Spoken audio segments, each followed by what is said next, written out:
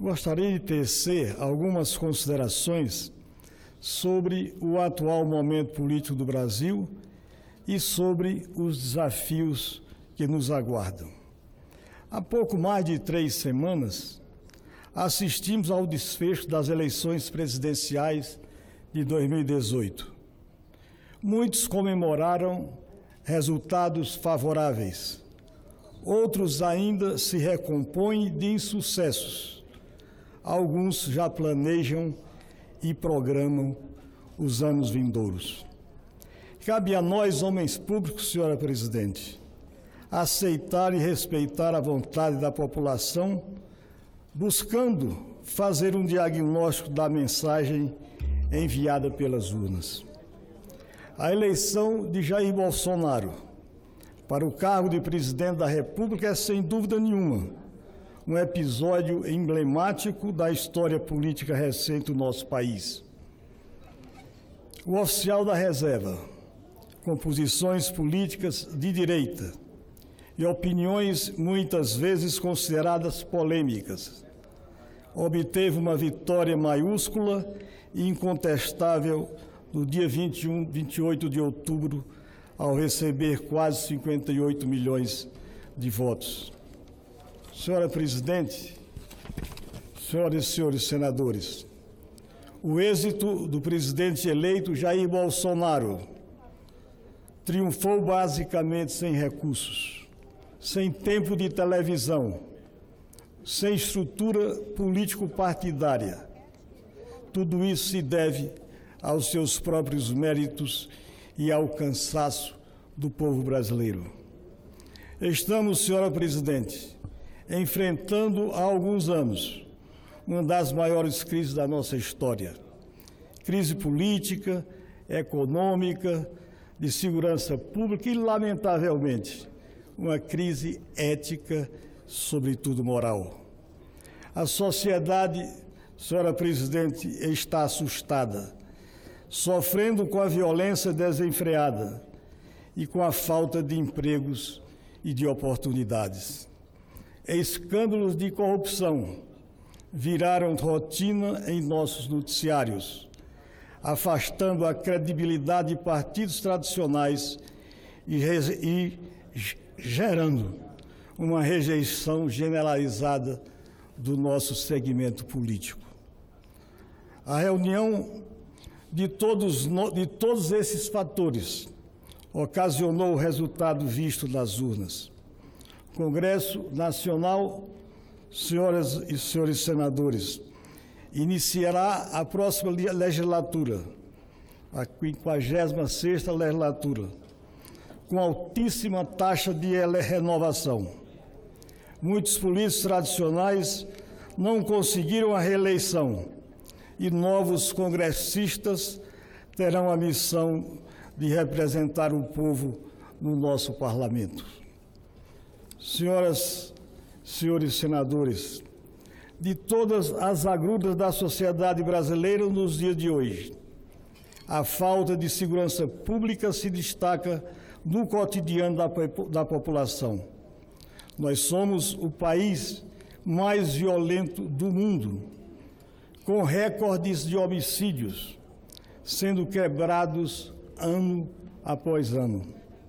Chegamos ao alarmante número oficial de 63.880 assassinatos no ano passado, de 2017, número superior à quantidade de mortes provocada pela explosão da bomba atômica em Nagasaki, em 1941 e 45, durante a Segunda Guerra Mundial. Isto equivale, senhora presidente, a 30 vezes a taxa de homicídios da Europa, ou 4 vezes mais o total de assassinatos nos Estados Unidos, mas, portanto, país com mais de 330 milhões de habitantes. Senhoras e senhores senadores, vivemos a nossa própria guerra. Uma guerra sem trincheiras e sem inimigo declarado. E esse conflito desperta o medo no coração das nossas famílias. mata os nossos jovens, sangra o nosso próprio país.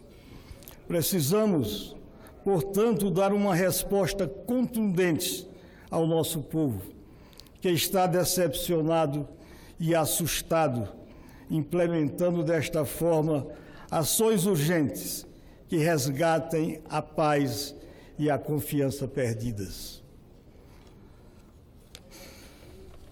Senhoras e senhores senadores, o Brasil se encontra hoje numa encruzilhada. Estamos em um ponto decisivo da nossa história e precisamos escolher qual caminho devemos trilhar.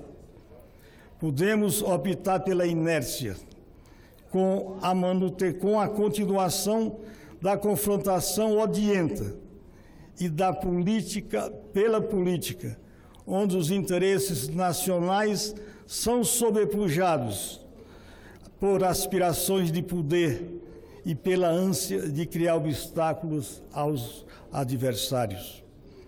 Este caminho significa a manutenção da nefasta crise que produziu 13 milhões de desempregados e arruinou a nossa economia, além de prolongar a instabilidade política que vem se asfixiando o debate nacional. Meus companheiros e companheiras, podemos optar também pelo caminho da cooperação. Todos nós temos o mesmo objetivo: colaborar com o progresso de nosso país. Para isso, nós devemos pôr nossas divergências de lado, trabalhando para superar os obstáculos que há muito obstruem o nosso horizonte. Senhora Presidente, senhoras e senhores senadores, o Brasil precisa de reformas estruturantes. Reformas estruturantes e institucionais. É inevitável, portanto, e urgente, também uma reforma do nosso sistema previdenciário, adequando-o à realidade econômica e demográfica do nosso país. Esta é uma medida crucial para a própria solvência do nosso Estado, sendo o primeiro passo a ser dado de forma racional e responsável. A reforma, de outro lado, do sistema tributário brasileiro, que deve ser simplificado e se tornar mais progressivo, é outra providência importante que teremos que enfrentar. A gestão pública deve ser otimizada.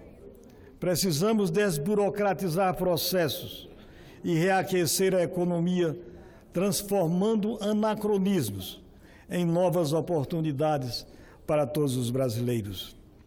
É importante, portanto, lembrarmos que o Estado deve servir ao indivíduo e não o contrário. Senhora Presidente, passada as eleições, é hora de união. Temos muito a fazer pelo Brasil. Com vontade política e espírito público, deixaremos um país melhor como legado para os nossos filhos e para os nossos netos. Era esse, senhora Presidente, o pronunciamento que tínhamos a fazer na tarde de hoje.